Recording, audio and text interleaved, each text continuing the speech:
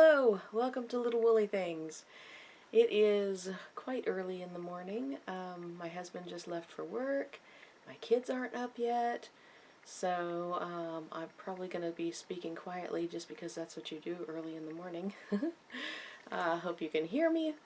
Yeah, I don't want to wake up the kids too early because then we'll have company here on the podcast, which I suppose wouldn't be the end of the world, but might have a hard time staying on track.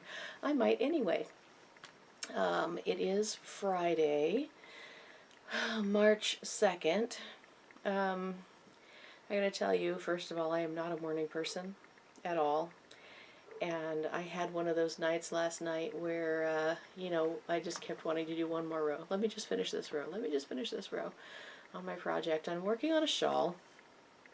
And, you start at the point where the rows go pretty quickly, and then you work upward into a triangle, and I'm up here right now. And each row takes me about 15 minutes. So, yeah. To work just one more row is, it takes a lot of time, and by the time you get to the end of that row and you're thinking, oh, well, just one more row because, I'm watching a show on Netflix and it's right in the middle of the episode and I don't want to stop now, I'll just do one more row, right? Yeah, so that's what I did last night, and I stayed up way too late. I was shocked when I looked at the clock when I finally quit. It was about 1 a.m. And then I woke up at 5 something, and I was wide awake, so I got up. So today's going to be interesting. Anyway, hello, my name is Wendelica Klein, and this is Little Woolly Things. Welcome back to my returning viewers. You guys are wonderful to hang in there and keep watching my episodes, even when I'm just rambling. I have had a huge influx of new viewers, new subscribers, and so I feel like I should tell all of you a little bit about myself, because a lot of you probably don't know much about me. Let's see. I like to roast coffee. I have my coffee in my hand here. My wonderful husband every single morning makes me coffee and brings it to me in bed, because he loves me so much. So today I am drinking a Costa Rican coffee, and it's really pretty good. I don't know if it's my very favorite.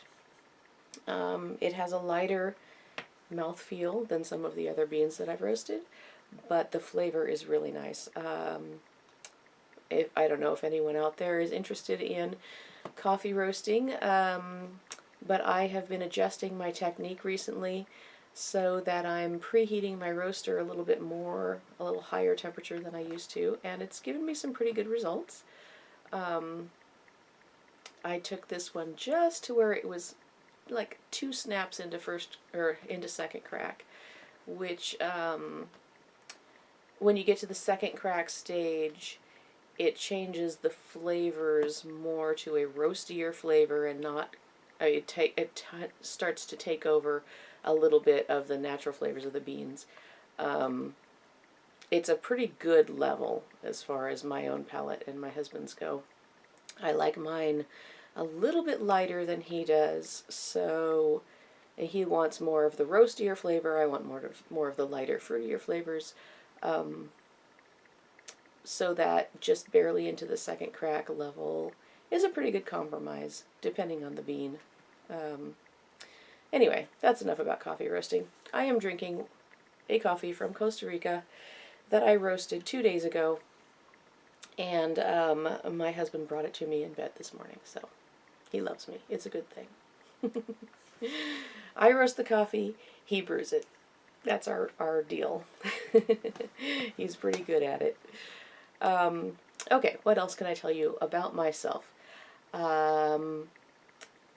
Let's see. I've been knitting and crocheting since I was very small. When I was tiny, my grandma claimed that I was hyperactive and I needed something to do to keep myself busy, so she taught me how to knit. My mom taught me how to crochet. I think I was about 6 years old when I remember my mom teaching me how to crochet. I don't even really remember learning how to knit. I remember sitting on my grandma's lap, and she would put her arms around me with the straight knitting needles, and she would make the knit stitches, and I would try and help. And eventually, she would give me my own needles and say, okay, now you go do it. And I would come up with a tangled mess and say, Grandma, fix it! And she'd undo stuff, and she'd get me going again. So anyway, yeah, playing with yarn just seems pretty natural. I remember learning to macrame when I was, I don't know, about 10, which was another fun way of playing with yarn. I learned how to tat when I was about, I don't know, 19 or 20 or something. I was walking through a Woolworths or some department store that doesn't exist anymore. Woolworths or Spruce Ritz or I don't know. Anyway, and I was walking through the craft section because, I love crafty things, and I always have. And I saw this pamphlet on tatting, tatted lace, and I thought, ooh, that looks really pretty. I wonder if I could do that. So I bought the pamphlet, and I bought a tatting shuttle and a little spool of tatting thread, and I tried to decipher the instructions in the pamphlet.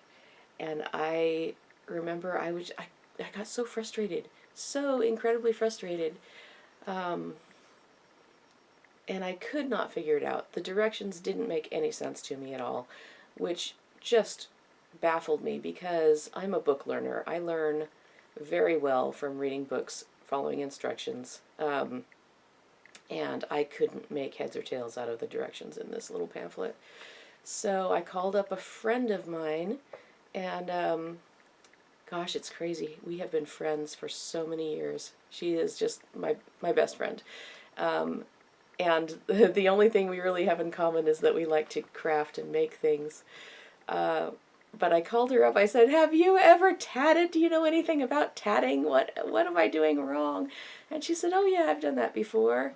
And so I brought the stupid pamphlet over to her house and opened it up and said, what do they mean by this? I mean, what are they talking about? And she was like, oh my gosh, I haven't tatted in so long.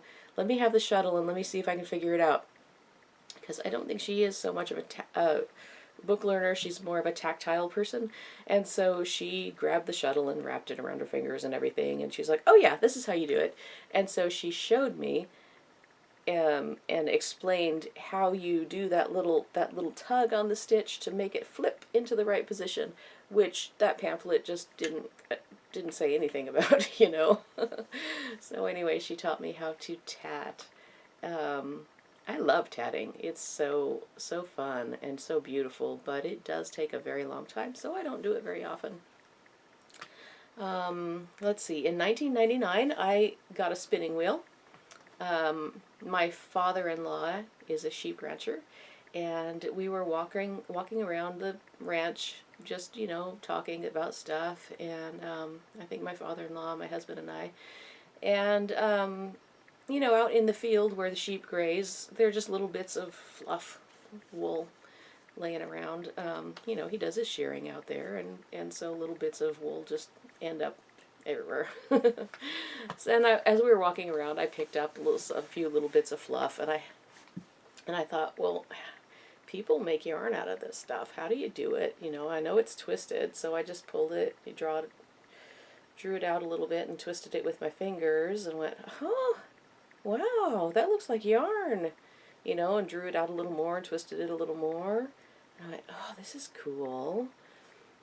And so then it was getting too long to deal with, so I had to grab a stick. I was like, what can I do with this? So I grabbed a stick, a little short stick, and I just wound the string onto it, and I kept pulling it out and twisting it and pulling it out and then winding it on the stick.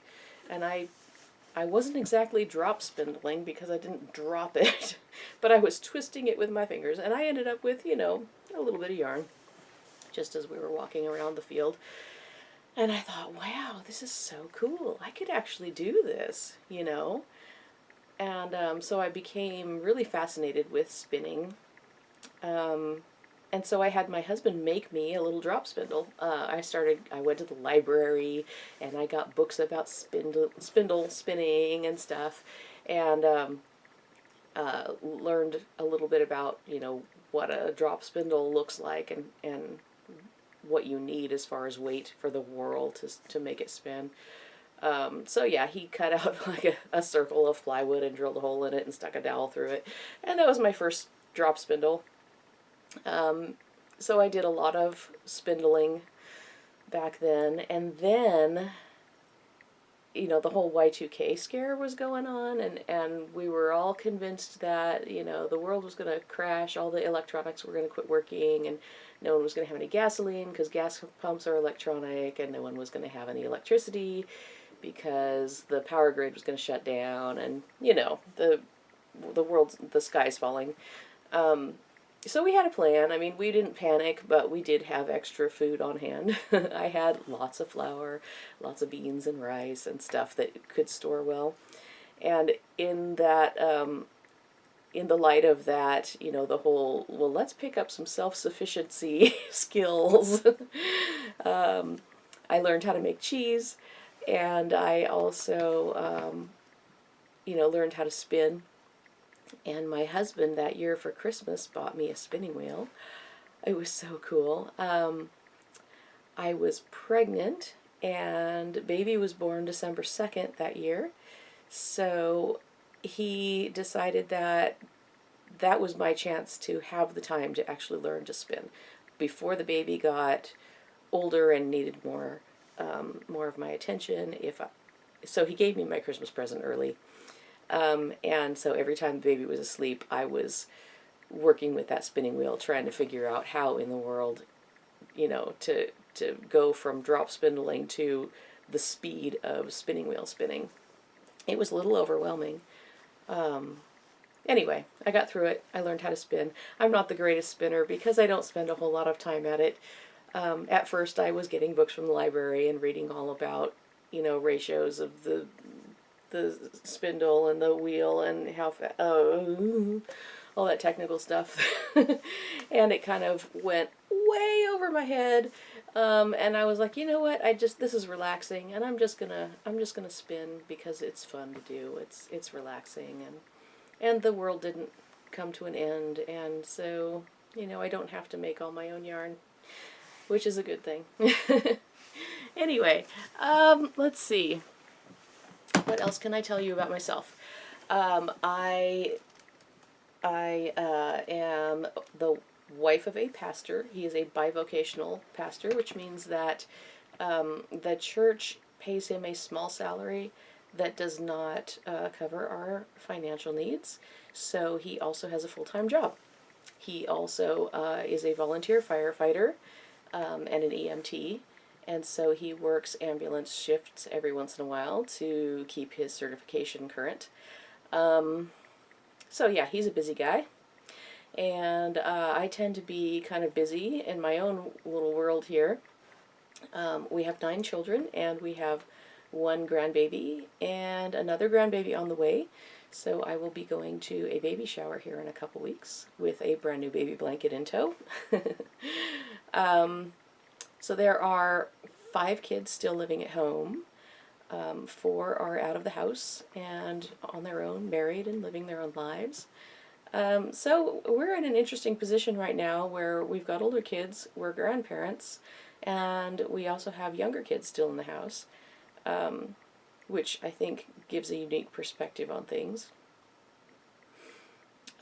My younger kids definitely have a more relaxed parent than my older kids did. Yeah, attitudes change a whole lot over the course of so many years of parenting. Okay, anyway, if you have any questions about homeschooling or parenting or raising lots of girls, I have 7 girls and 2 boys, feel free to message me, because, I don't mind talking about those things. Yeah, anyway, I haven't even gotten into knitting yet. I feel like I've been rambling for too long. So let's get into some fibery things. First of all, I'm going to talk about my finished object that I am wearing. This is my So Faded sweater. And it is made, I'm trying to figure out, sorry, there's a lot of stuff around my feet right now, and I'm trying to figure out how I'm going to stand up and show you this sweater. There's actually a saxophone right here by my feet. I'm going to move the saxophone case. Why is there a saxophone case by my feet? I don't know. Because we're musicians, and there are instruments all over the house. They just get stashed wherever. And that one is really old, and it hasn't been played in a very long time, but it has sentimental value, so it gets kicked around from here to there. Anyway, okay, so, So Faded sweater. This was made with the yarns that were custom dyed for me by Dawn of Chasing Rabbits Fiber Co. These were leftovers from all of the socks that I made, the My Cat Walks All Over Me socks. So, oh, and this top one is from Barnyard Knits. It is her vintage colorway. So, I did modify this a little bit.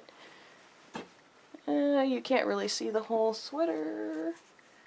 Anyway, I love the way it fits. I modified it a bit to give it an A shape, and I gave it a split hem. So let's see if I can get this to where you can see it. Oh, I'll lift it. No, I'm not going to lift it up. Okay, let me adjust the camera. Okay, now you can see. It has a split hem, and I made it lower in the back. The ribbing is just, I think 4 inches in the back, 2 inches in the front. I worked about an inch of ribbing before I split them. So this is the Ginger Cat colorway, and then this is the Calico, and this is the Gray Tabby Cat. So those were the 3 colors that I had for my sock kits. Okay, so that is my finished object for this episode.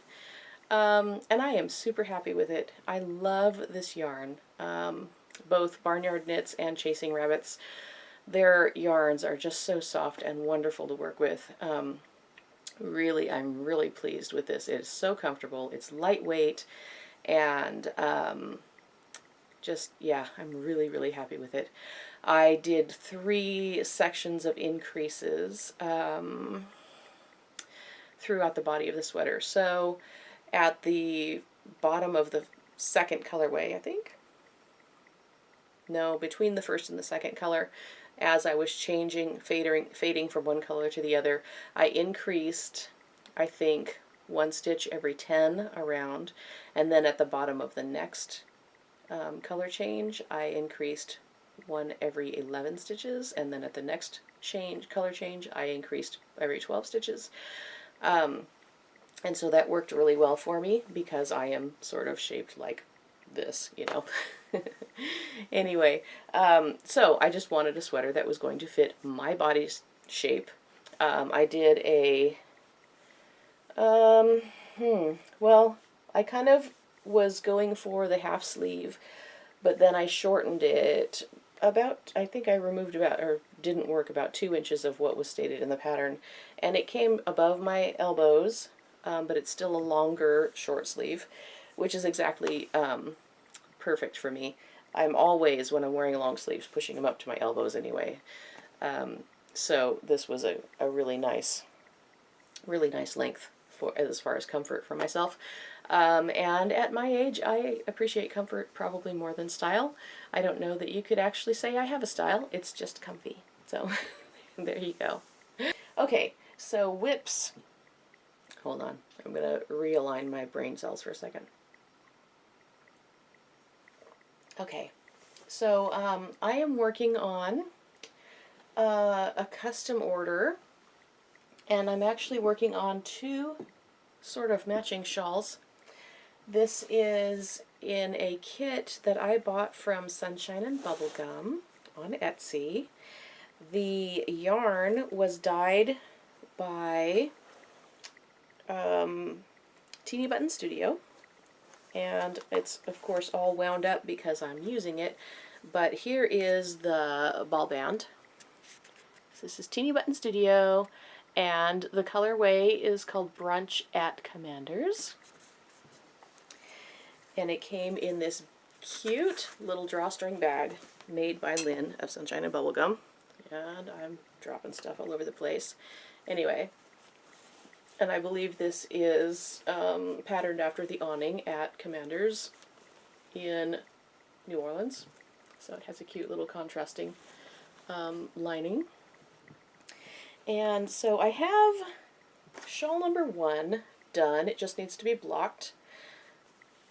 This is the Reyna Shawl, and it is a free pattern on Ravelry. Which way does it go? It goes this way. I just love the way this colorway knitted up. It's so pretty, so light and springy, and I really love the pattern. I would tell you who the pattern was written by, but the pattern actually doesn't have the designer's name on it, so I will have to look that up and insert that here. So this is shawl number 1, who my friend who ordered this is going to gift to someone, I think, for her birthday. So this is shawl number 2, and this is the one that kept me up last night wanting to do just one more row, just one more row. And I added to Brunch at Commander's a little bit of Knit Pick Stroll Glimmer in the Peacock colorway, and it just sets off that yarn so nicely. I'm really, really pleased with that, and I think that my friend who ordered this is going to love it.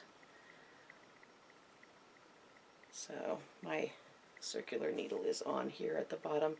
Oh, the kit also came with this cute little stitch marker.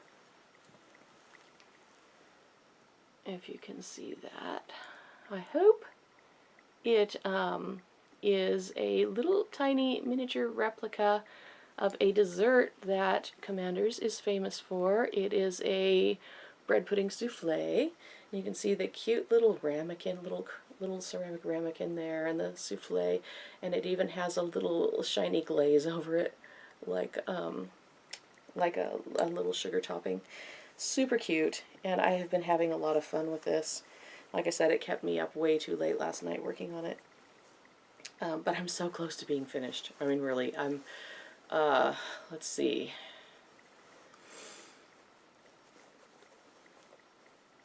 like 10 or 11 rows from the end. Of course, they're the longest rows in the project, but I'm getting really close. So that's exciting. That is my whip. I have another order that I should be working on, but as soon as I finish the shawls, then I'll start on that. Some baby socks. One of my friends from church has quite a few great-grandbabies, and she wants some little baby socks to keep on hand for when new babies join the family. So I'm going to be working up a few of those for her. And then I have a project, or a pattern in development that I can't really show off to you yet because it hasn't really been finalized. I am still swatching. I have a really clear idea in my head of what I'm trying to accomplish, but I don't have it finalized. So anyway, I'm not going to show you my swatches, but I will tell you that this is a collaboration with Lori Ann of not Mitchell's, of Arkansas Fiber Co. Arkansas Yarn Co. I'll double check. Anyway, Lorianne has been wonderful to work with. She and I get along really well together, and it's really been nice getting to know her. And if you are not familiar with her Etsy shop, you really need to check it out. Her yarns are beautiful, and I cannot wait to see what she's going to be sending me to work with for this shawl. We're going to be working with a brand new yarn base that is new to her and new to me also. So I will just leave that right there, and we'll talk about it more as the project develops. We are hoping to have it finished fairly soon, but it's still in the very earliest stages right now. So it's going to be a little while. Anyway, hey, I have a giveaway.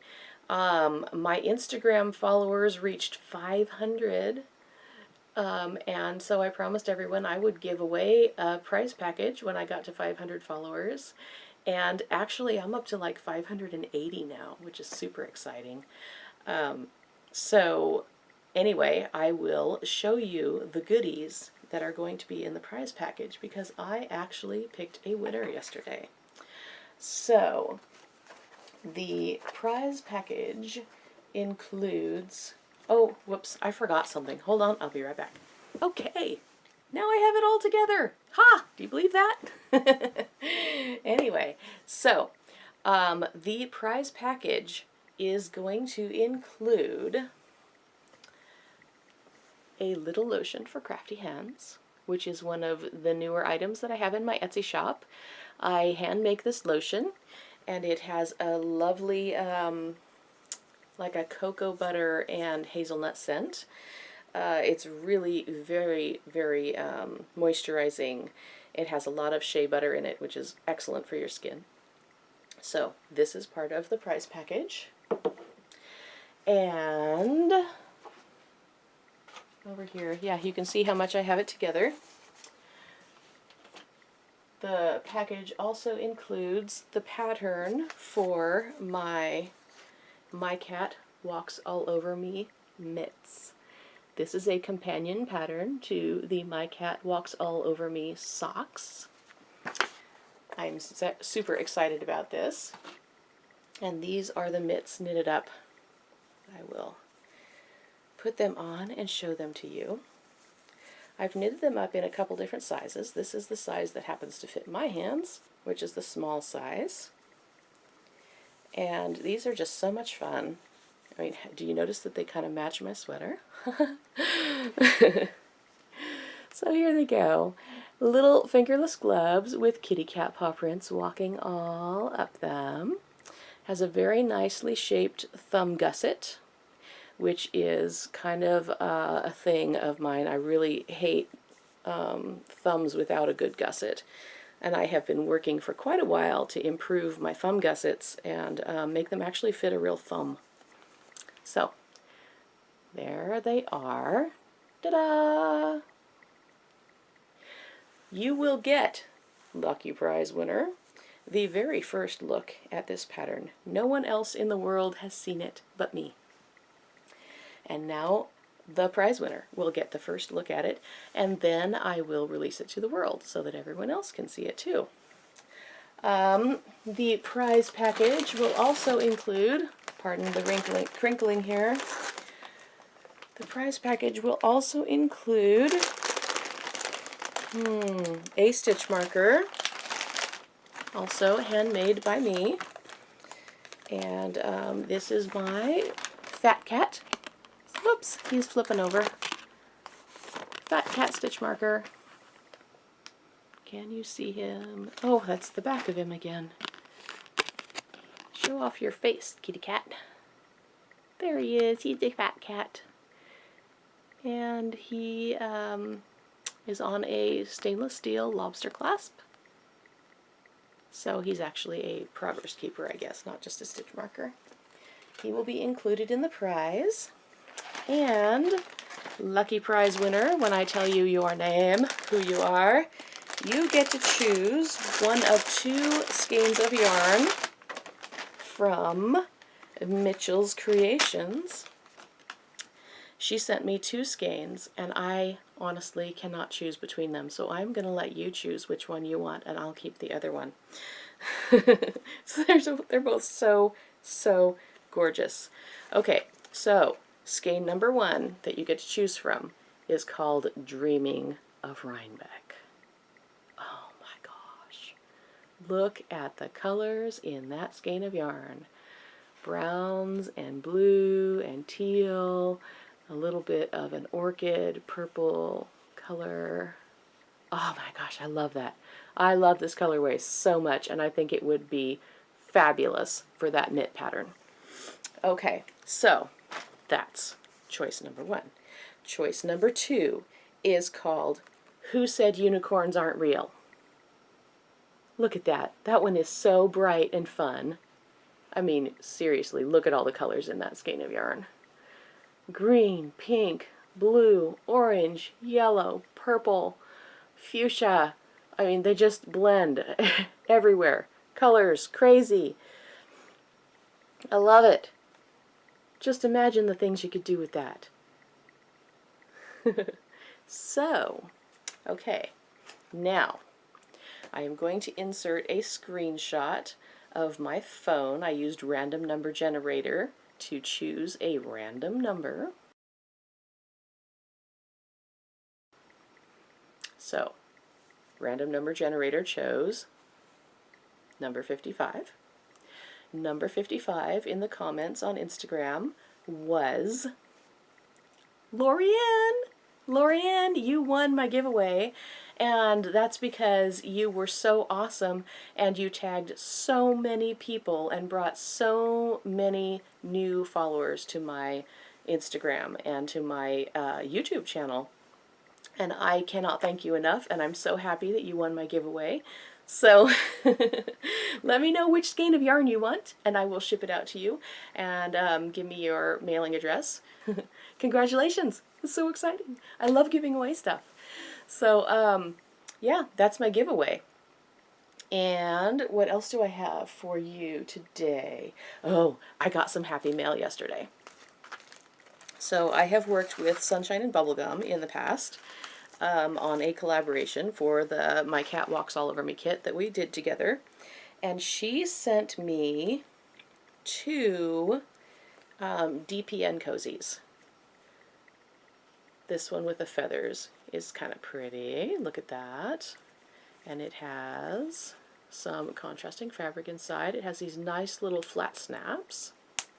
Snap together and hold your stitches from falling off your DPNs. And then there's this one. This one is so cute. It's just got like all kinds of letter typography design on it. And then it also has a contrasting lining, and it says Sunshine and Bubblegum in there with the cute little snaps that snap very securely.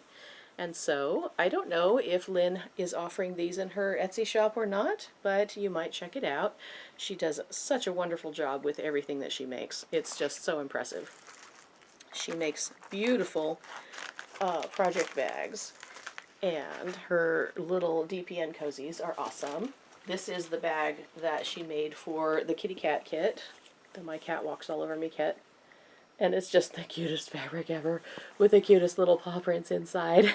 And I believe she does have these still in her Etsy shop. So, yeah, go check out Sunshine and Bubblegum on Etsy for some fun stuff.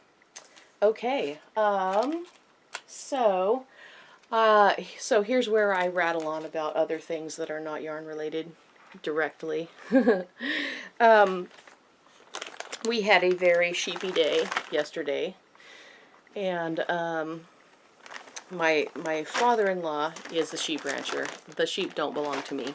I'll just make that clear. I post pictures of sheep sometimes, especially this time of year when we're having lambs. And my daughter and I go and help with the sheep sometimes because my husband is usually busy working, and we are home and available a little more than he is. So my 16-year-old daughter and I go help with the sheep, especially during lambing season, because you know you got to watch to make sure the ewes are all right as they're having their babies. So Dad had to take Mom into town for to see the doctor, and he had a ewe who was definitely in labor. And he said, she's going to have those lambs today, so I need you to check on her. So we drove out. And, you know, driving out is like 5 minutes from here. It's not a long drive. We just have to get across the river. So we go down the riverbank and across the bridge and then back up. If we could go straight there, we'd be there in like no time. Anyway, we went out to check on the sheep, and she was all the way down by the river where he said she was. And she had 2 baby lambs with her, which was awesome, but it looked like she was still in labor, so we waited. And I had my phone out and I'm taking videos, you know, going, oh, I'm going to get a video of a lamb being born. This is going to be so cool, you know. And we watched and we waited and we watched and we waited. And, you know, she was up moving around and she was taking care of the two babies. And it looked like she had, you know, another baby coming out. But we watched for like 45 minutes and that baby wasn't coming out. So, you know, if you don't want to hear gory details about sheep birth, you might want to go now. Anyway, so it was starting to rain and the wind was blowing and it was getting cold fast. So we loaded up the two lambs and we took them into the shed. We hadn't wanted to disturb the mama before that because, you know, she's in labor. Leave her alone. But it was getting really cold and we wanted those babies out of the wind and the rain. So we loaded them up in a little cart we call our lambulance. We put the lambs in there and we just pull them. It's got some big wheels and, you know, it's easy to pull across the field. And the mama just follows, you know, because she's not going to let her babies get away. So we got them into the shed and got them penned in and got a good look at what was going on. And there was a head sticking out, but no feet. And lambs are born feet first. They kind of dive out. Well, this lamb had its feet back underneath it. So she had been pushing and pushing and pushing and nothing was happening. And that lamb wasn't in the right position and it wasn't going to be born that way. So we were very, very thankful that we happened to be there at that point, because if we had come earlier, before she had gotten into this situation, we might have left, not realizing there was another lamb to be born. If we had gotten there later, it might have been too late and we might have lost both of them. So anyway, I had to assist in the birth of this lamb, which included putting my hands inside the sheep and grabbing the foot and pulling that leg forward into the right position. And then I didn't get to the other leg because she pushed, baby wiggled. Thank goodness. I was so happy when that little lammy nose twitched at me and I was like, oh, she's still alive, because I was afraid that one wasn't going to make it. Anyway, so got the lamb out. Mama was fine. All three lambs were up nursing and doing their thing before we left. So yay, we had triplets yesterday and I actually assisted in the birth, which was a new thing for me. I have no idea if I did it right or what, but the lamb's okay, the mom's okay, and there's my phone. So anyway, sorry about that.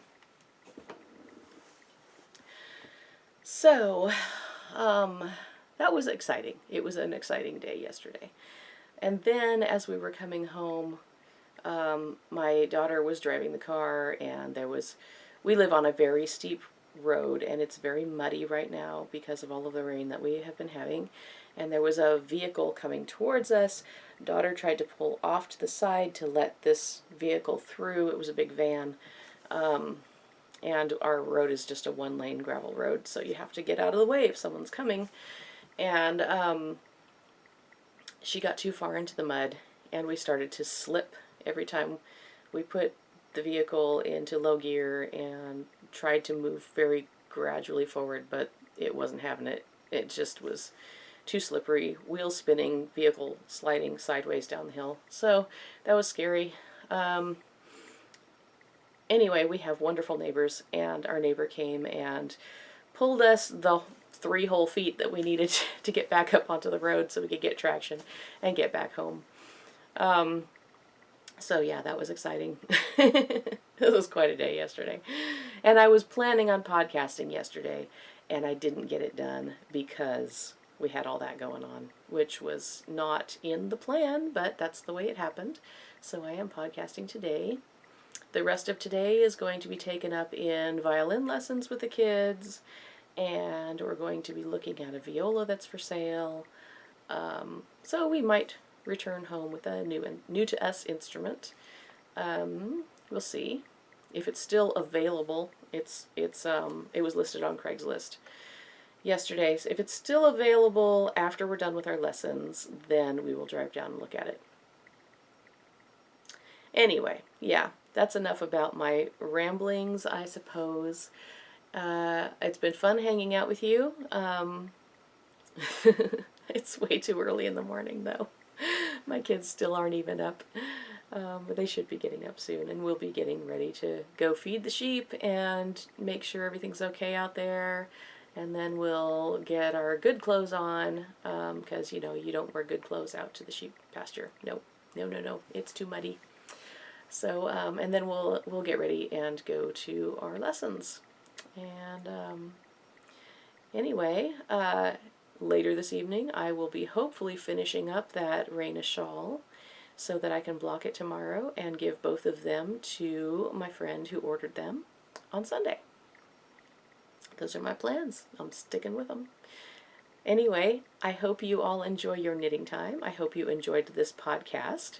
And if you have not already, please hit the like button and subscribe so that you don't miss anything coming up. I've got lots of good stuff coming up in the way, so whatever, however you say that, coming up soon. And thank you for hanging out with my goofy self. I will talk to you next time. Bye.